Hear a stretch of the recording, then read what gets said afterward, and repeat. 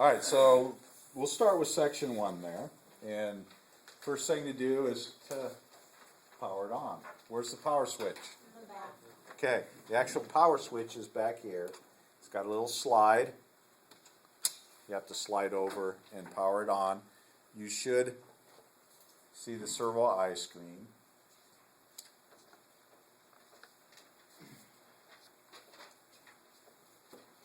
So it goes through and kind of does an electrical pre-use check.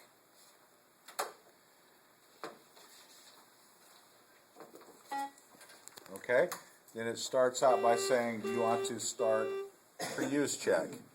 For your checkoff, we are going to do this.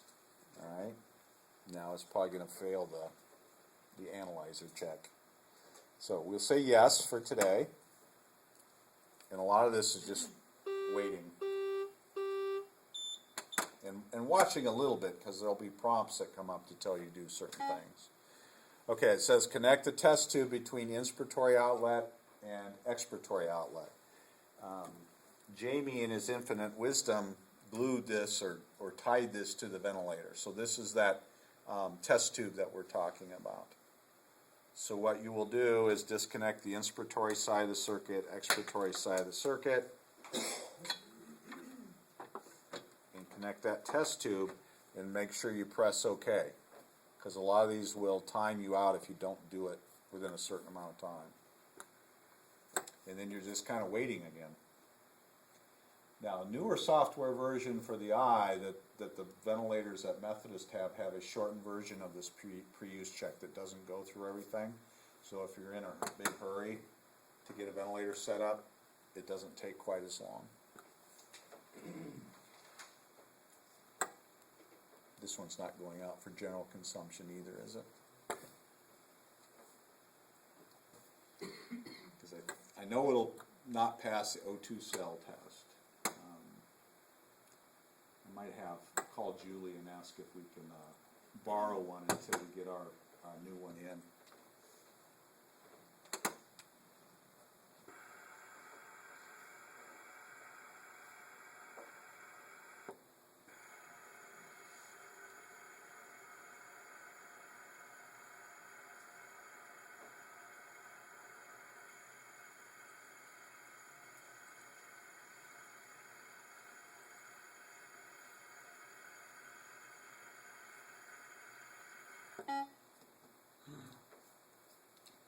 And then we're just going to cancel.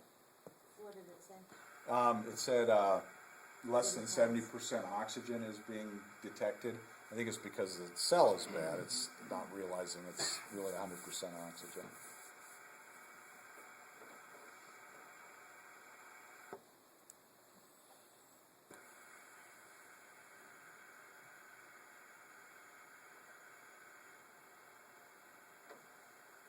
So it failed our O2 cell test.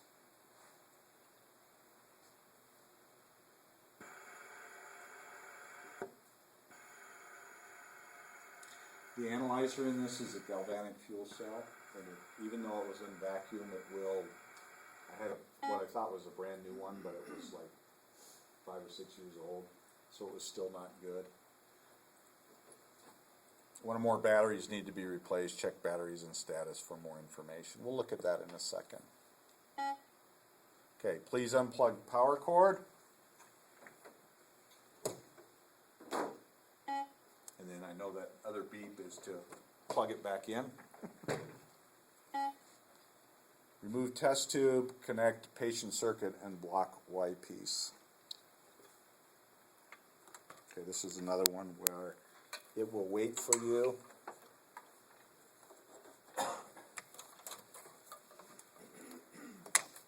And we need to block the Y piece because what we're going to do here is check the integrity of the circuit.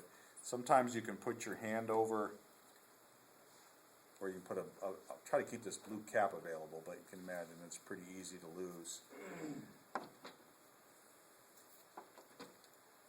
And then remove test tube, connect patient circuit, and block Y piece. Okay, we've done that. Don't start it until you've got it blocked. And we'll see. I usually try to make sure the connections are tight before I run this test. passed. The blue cap helps pass, I think. It makes it sealed a lot bit. Do you wish to compensate for compressible volume? We'll talk about that in a minute. I'm going to press no for now. And then everything but the O2 cell went ahead and passed. So now we can press OK. Do you want to delete patient data, trends, and event log? That would be all the stuff from before. Let's go ahead and delete that. And now we're ready to start ventilation, but this is where you kind of have to remember, make sure you set it to infant first. Okay?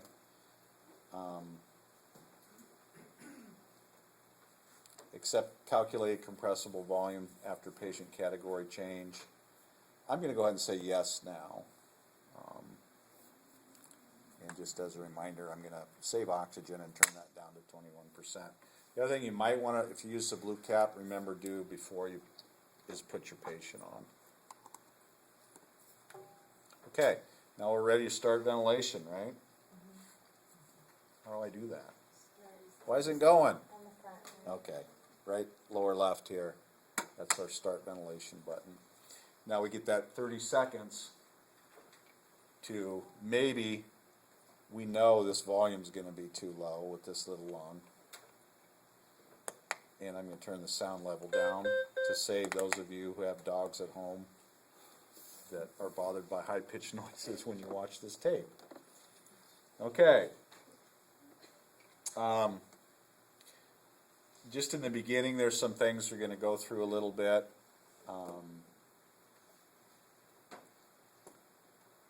Some of the things will be under status.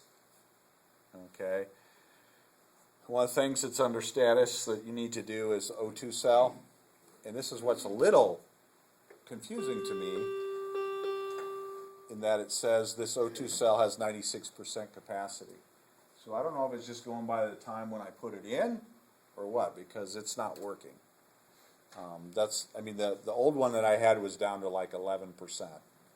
And it finally gave out, but this new one, it does, I changed it on June 8th, but I don't think it really tells you if it's working or not.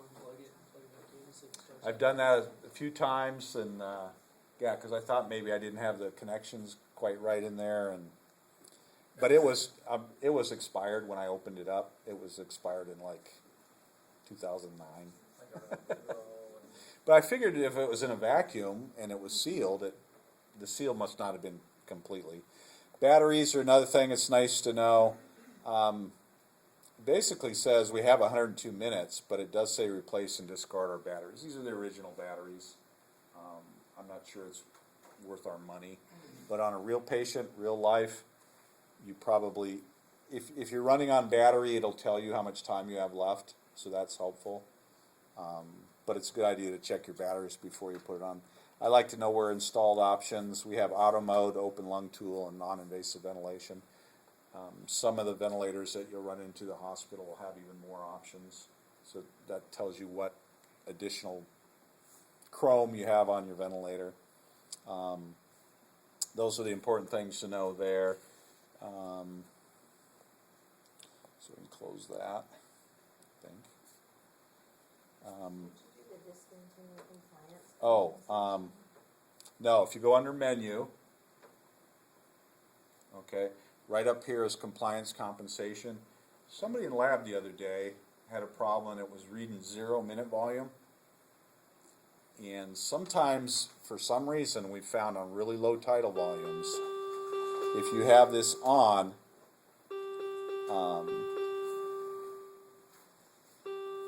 we've run into that problem, okay? It's showing me that I looked at the circuit compliance as 0.55 milliliters per centimeter water. It's another one of those things we'll talk more in detail next semester when we've got a full fall semester. Do you want to activate the circ compliance compensated? If I put yes there, then down here, you'll see next to our minute volume, that shows me that's been activated. Now, was that you guys that had that happen to on Friday? It stopped reading the minute volume, and for some reason, what's that? Well, it happened on this one too.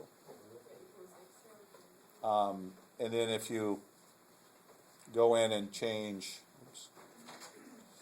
your compliance compensation, do you want to deactivate it? Yes. And then we no longer have it. Seems to fix that minute volume problem. So a lot of times you may turn that off. That's why I wanted you to know how to get to it. So if you just want to write in your check off there, menu, and then changing the patient category.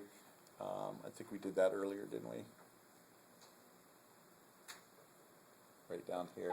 And we won't actually change it because then you go to adult and it messes things up. But just so you know how to do it. Nice thing about this one is you can do it right on the patient, whereas like the XL you had to go to standby first. But we'll say no there. And then display loops. And we may just leave it there the whole. How did you get to status again? Status is up here. Oh, Yeah, it's because you're starting to think, well, where is it over here? Well, it's up there in the upper right part of it. So the three places to get to information, if you will, are status up here, your quick access, and your menu, which are all on the front screen. Okay, other than our analyzer being unreliable, I think we're ready to kind of put it on a patient. So, does somebody want to give me settings, or do we just want to use the ones that are on the... Okay, so first section, we're going to do pressure control, rate of 40, PIP of 22, PIP of 4, respiratory time 0.4, and an FiO2 simulated of 0.50. Okay. So, with your eye, really the best way to do it is the easiest way to do it is to bring up all your settings. All right, I want a rate of 40.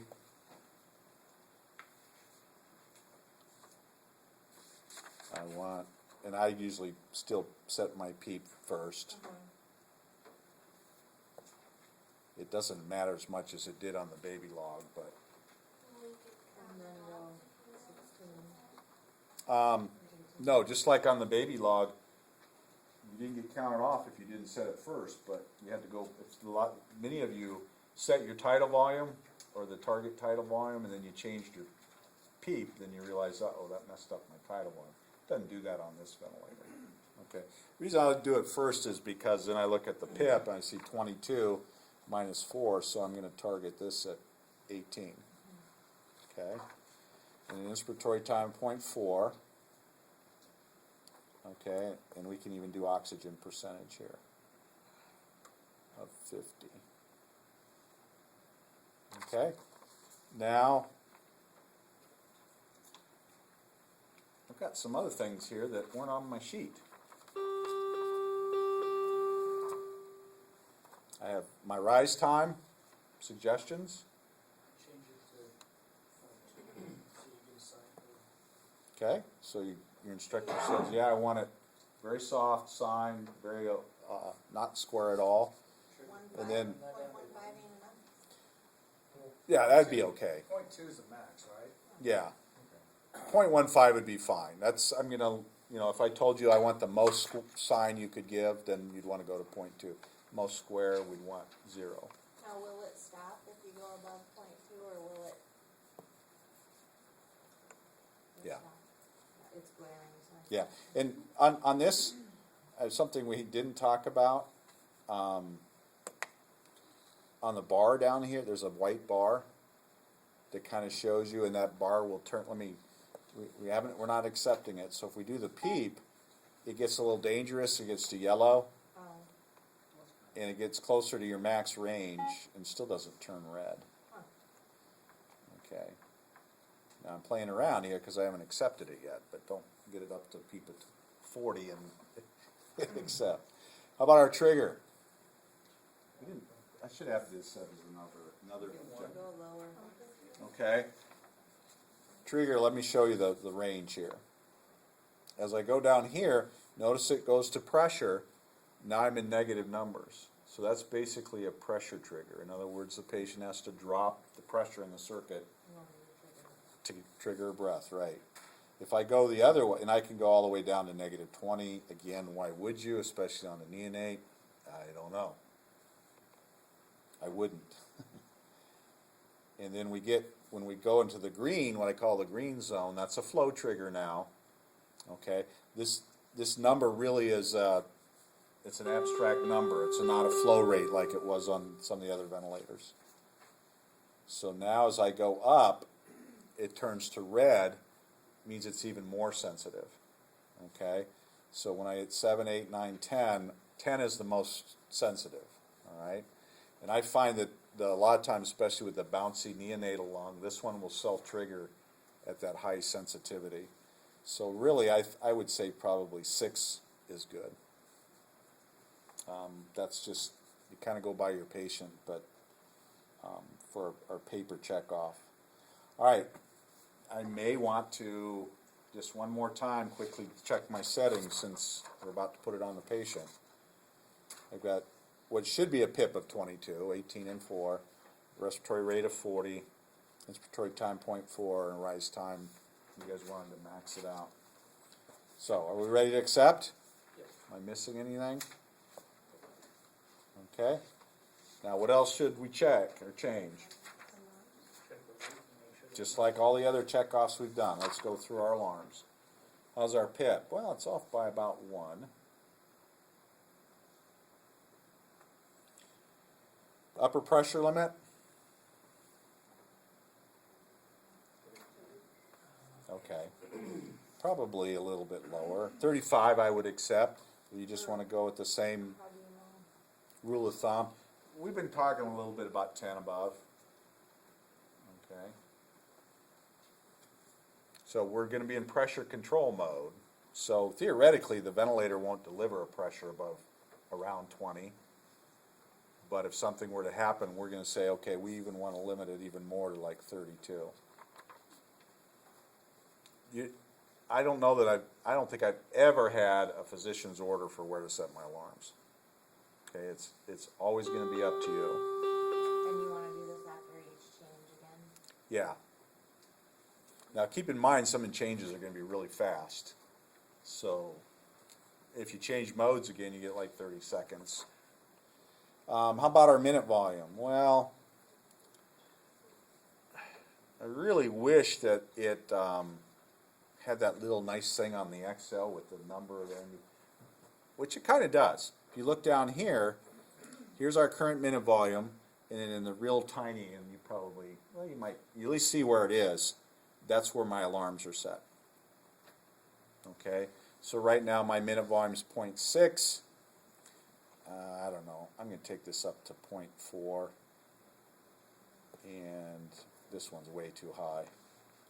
I'm going to maybe make that 1.0. You guys? Those are the upper and lower limits? Yeah.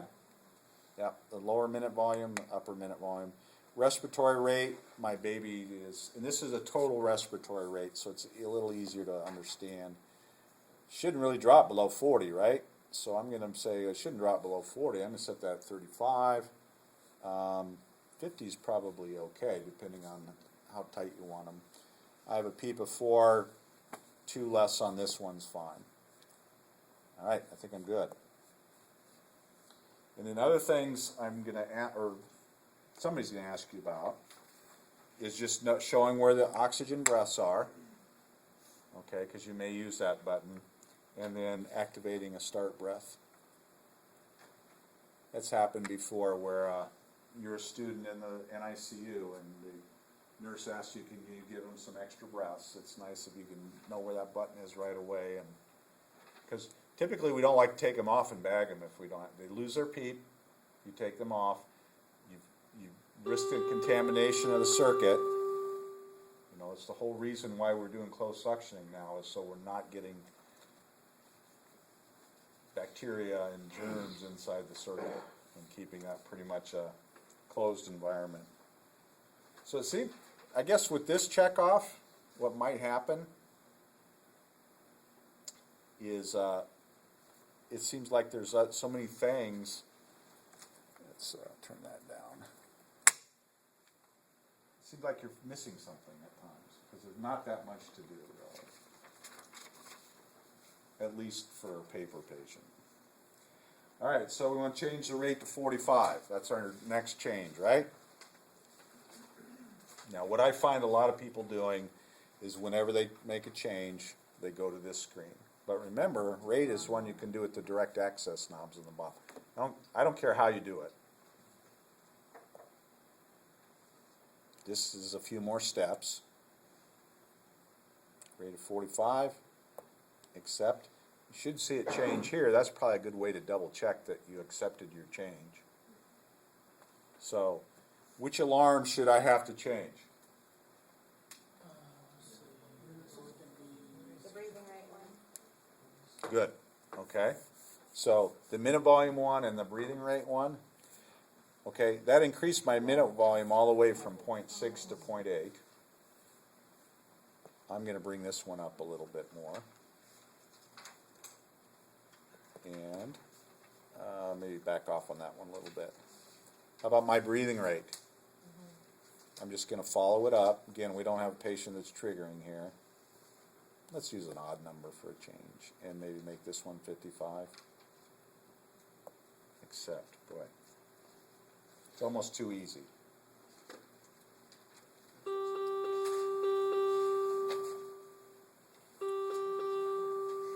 So, we're in that mindset again to make the change. Go back and check my alarms. So now number 4, change the PIP while in pressure control mode. Alright, so what we want to do is increase the PIP to 6, but we want to keep the PIP at 22. So we'll go into this. Now, if you do it this way, this is probably the safer way to do it, really, is to bring up the whole screen. Because that way I can do my PIP of 6. What do I need? My pressure control. Stay at 22, right? So now I need to bring this one down to 16. Okay, if I do it this way, both changes take effect at once. So now if I accept, I now have 6 and 16 should be about 22.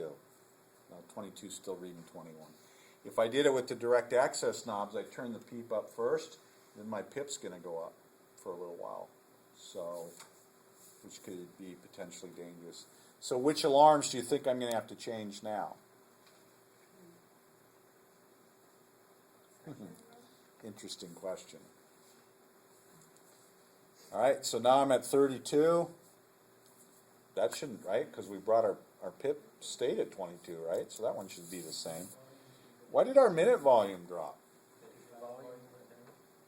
Why did my tidal volume go down? Okay, remember that old concept? If we leave the PIP the same, we increase the PIP, we may lose tidal volume because our delta P is different now.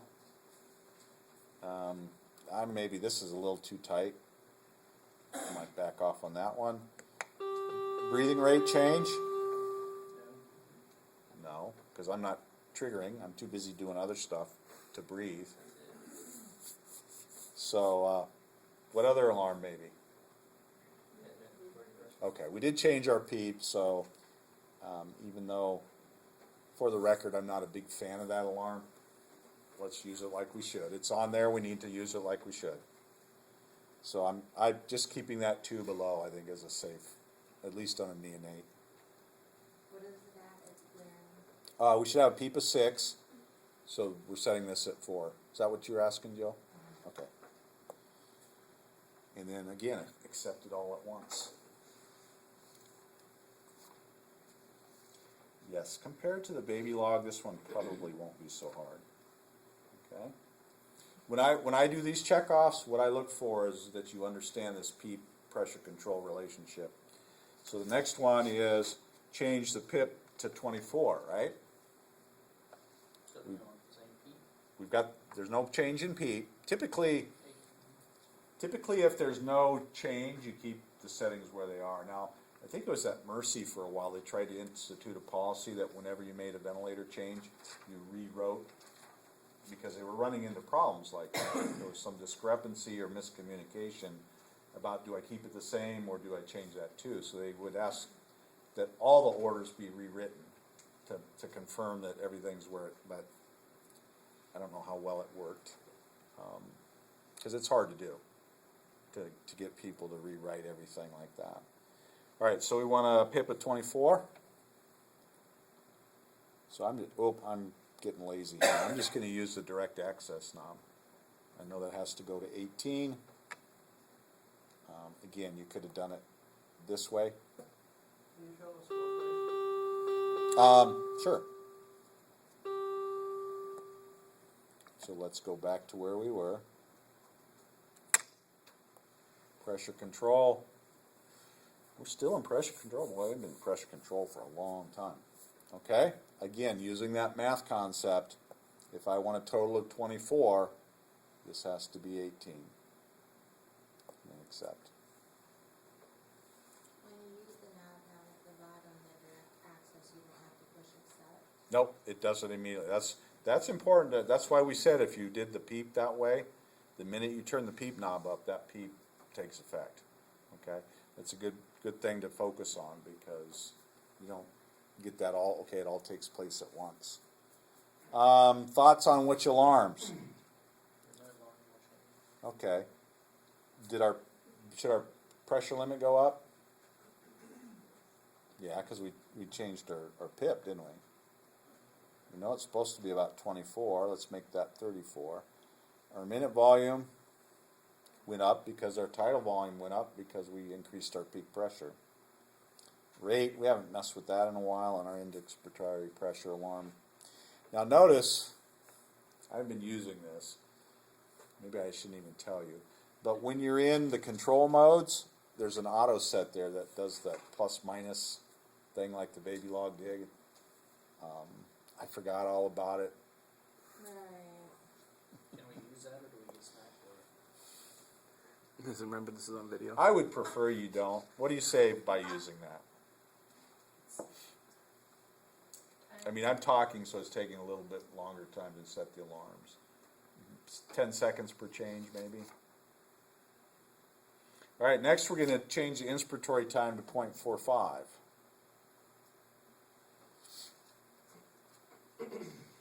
Do you want me to show you both ways, or just the easy way? Oops. Oh, I went over. Oh yeah, no harm done, because I didn't accept it yet. Okay, is this going to change my rate? No. Is going to change my, it's going to change my expiratory time, isn't it? Alarms, just to get in the habit, because that's normally what you're going to do. This shouldn't have changed. Interesting. Minute volume is 0.8. Shouldn't have changed. All I did was change my inspiratory time. And my respiratory rate, I'm still not triggering. Boy, that's kind of boring. There weren't very many alarms to change with. Okay, so what will really save you time is if in your mind you think about, okay, which alarms really need to be changed when I make that change. Oh boy, we get to do something wholly different.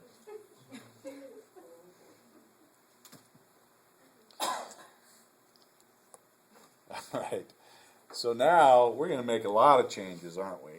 We're going to change modes. And again, you'll notice there are a lot of modes on here that we're not really going to talk about a lot this semester. Next semester, yes. So I want to do SIM.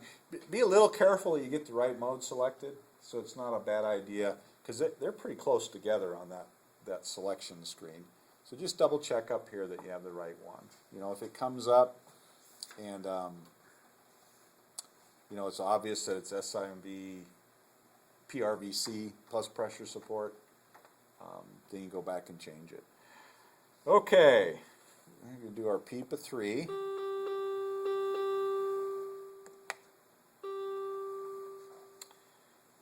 Rate of 35. Now we're talking SIMV rate of 35. PIP of 20. Well, we've got a PIP of 3. We want a PIP of 20, so we're going to make that one 17. Oh man, what's going on? Your alarm.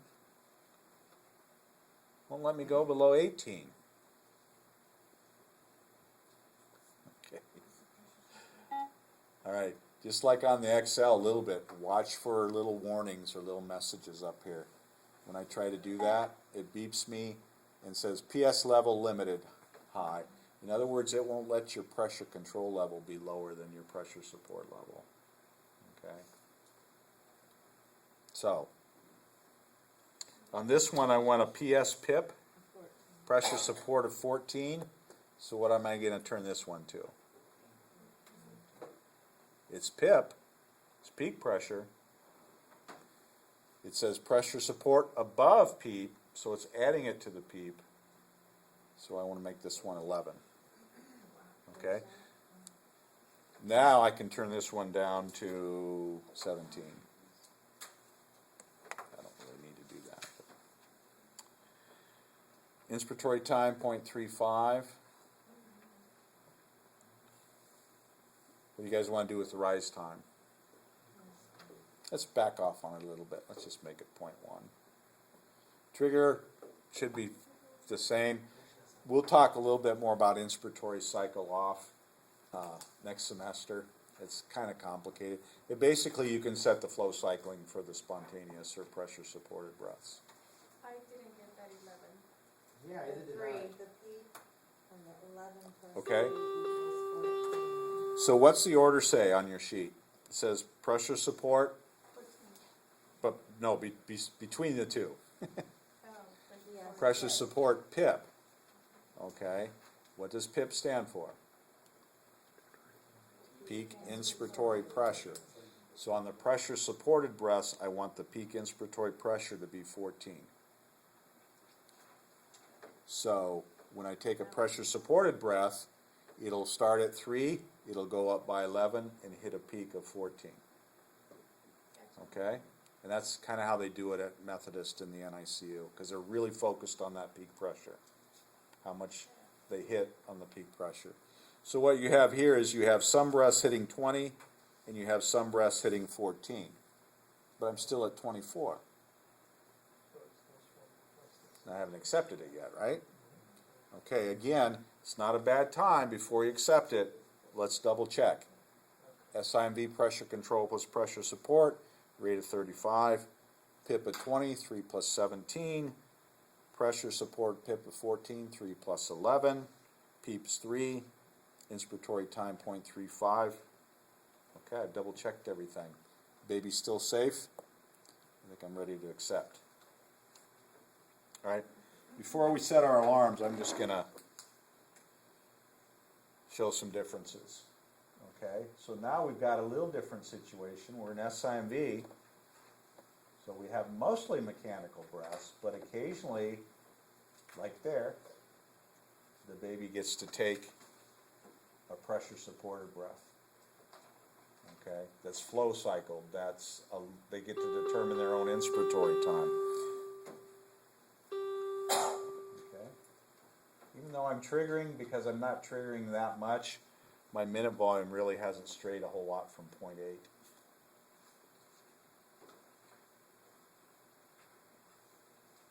One of the things, and maybe someday on a software update, I wouldn't mind if they took this out to the hundredths place for minute volume, because I think it makes a little bit of a difference on a neonate.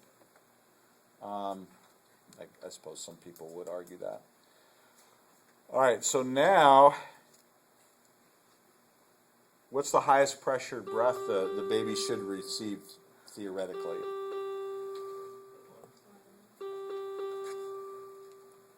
Yep, so I'm going to probably set this according to that, and that's because I'm not triggering anymore. That's what we're seeing. You guys want to go 30? That's okay. Oops. My brain was backwards there. This I might back off on a little bit. Now here, this one's kind of crucial because I'm not triggering. We have a rate set at 35. Notice, before I forget, that the little bell, that's telling you that alarm is being activated right now.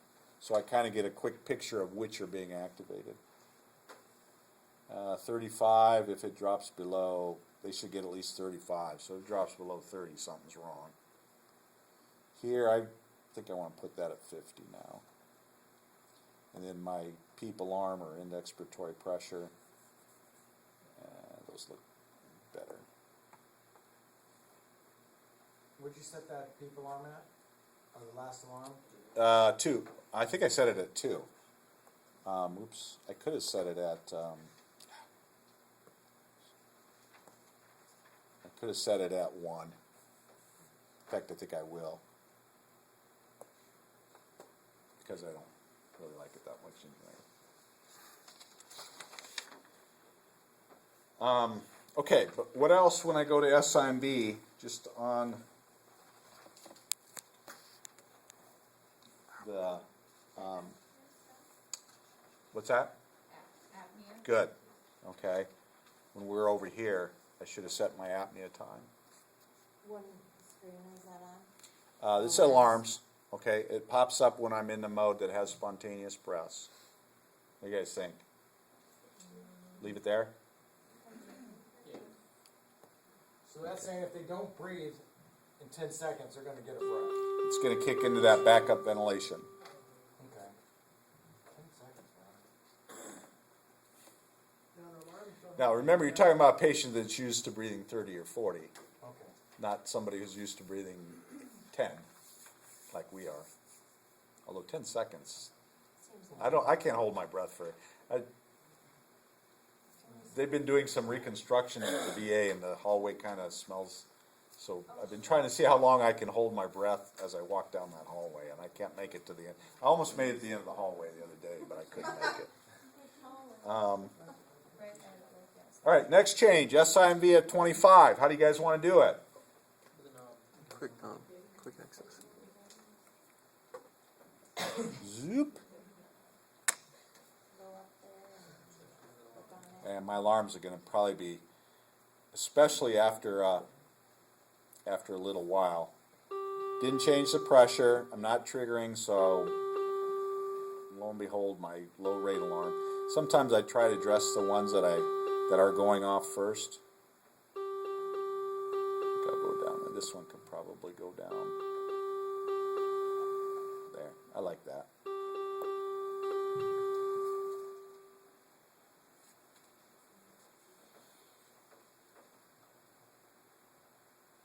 Okay, pressure support PIP to 10. This will be a good change because it'll give us that, reinforce this again. So which one am I going to change? Over there? Over here? Okay, again, does it say, it says pressure support PIP. So that means the peak pressure on the pressure supporter breaths I want to be 10, so I'm going to take this one down to 7. That's the only change, right? Now, since I'm not triggering anything, you can almost say, I didn't really change anything, because that would only show up on the triggered breaths. But if you just want to get in the habit, and it's been a while since we made that rate change, I don't know if I would turn this one down that much. I have a baby on an SIMV at 25. If they were breathing 40 times a minute or so, like they probably would, I'd be okay with that at 50 if you want to just take it down a little bit. Minute volume shouldn't change because I didn't trigger any extra breaths. Okay, then the last big mode change would be PRVC. Well, kind of the last big. Okay, let's bring it up. I have yet to find out, I've asked people, I've yet to find out, and if anybody sees, why that is brown. This is kind of, well, or tan, or sand colored. Maybe that's, because that's like. I've asked reps, I've asked people that I would think would know. Okay, so, again, rate of 30, how convenient. Tidal volume of 8. Maybe it was predicting what I would want as a title or a rate. Inspiratory time 0.4. So what's rise time in PRVC? T-spot. It affects the pressure, how long it's going to take for the pressure to be reached. Okay, the pressure it's calculating. Does it look okay? I didn't change the PEEP, did I? So we'll leave it where it is. See what happens. Notice our curve changed a little bit.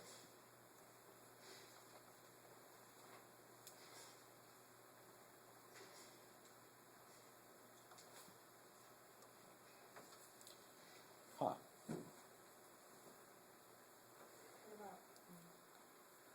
Okay.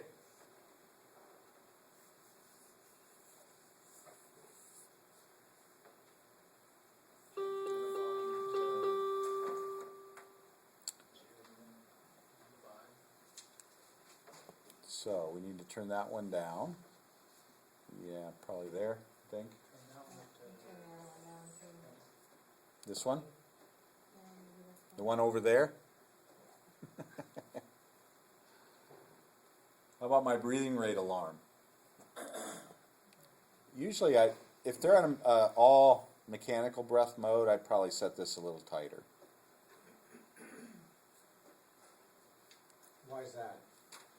Because every breath, extra or less breath they're going to take is probably going to be a bigger difference. In other words, if they do little choppy stuff in between, like on an SIMB, it won't have as much volume to it. Okay.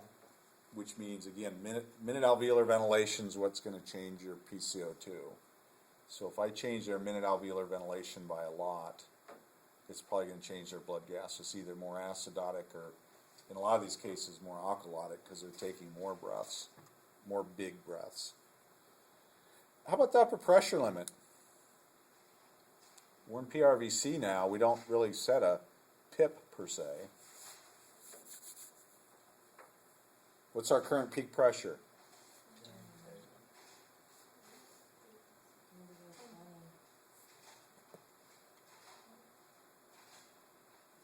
Now, we're in PRVC now, meaning that the pressure will be limited to 5 below that.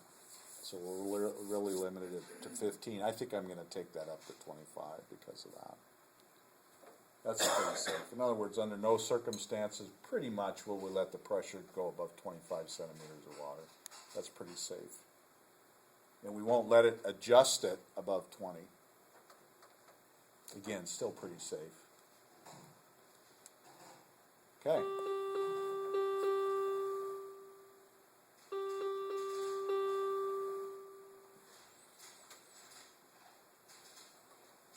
Trigger's still good. Next change, you want to do it the hard way or the easy way? We haven't done it the hard way in a while, so let's do that. Tidal volume of 9. Bloop. Still okay with everything else? Which alarm's probably going to need to be changed? Our peak pressure will probably change. Went all the way up to 11.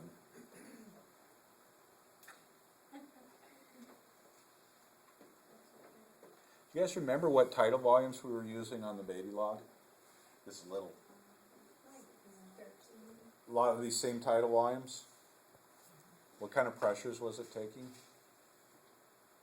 It was taking a lot more than 10, 11, if you remember right. You were setting pips of like 20, 25. Okay. This is what those PRVC type of modes will do for you. You can ventilate with less pressure typically. And there's a reason for that we'll talk about more next semester. My minute volume went, not that much different. I'm comfortable with those. Respiratory rate, still comfortable. Last one. CPAP. Almost kind of, okay. CPAP of 7, which means our PEEP goes to, PEEP goes to 7. What should our pressure support be? 0, because we want CPAP. What should our pressure control above PEEP? Notice this is for backup ventilation. 7. If we did 7, it would be 7 plus 7 would be 14. Let's make it 13. That'll give us a PIP of 20. Notice it's PC above PEEP, so you're going to add it to the PEEP to give you, and that only occurs during backup ventilation, but that's pretty crucial when we go to pressure support. Inspiratory cycle off, again, for now you can just kind of leave it at the default. So, no pressure support, PEEP of 7, which is really a CPAP of 7, and in backup we'll hit a PIP of 20. Go ahead and accept it. We're now, this one just says pressure support CPAP. It doesn't change the name, even though we're not really getting, and your instructor should probably breathe for you, otherwise you're going to go into backup ventilation. And then you can set your alarms accordingly, which is hard to do and breathe at the same time.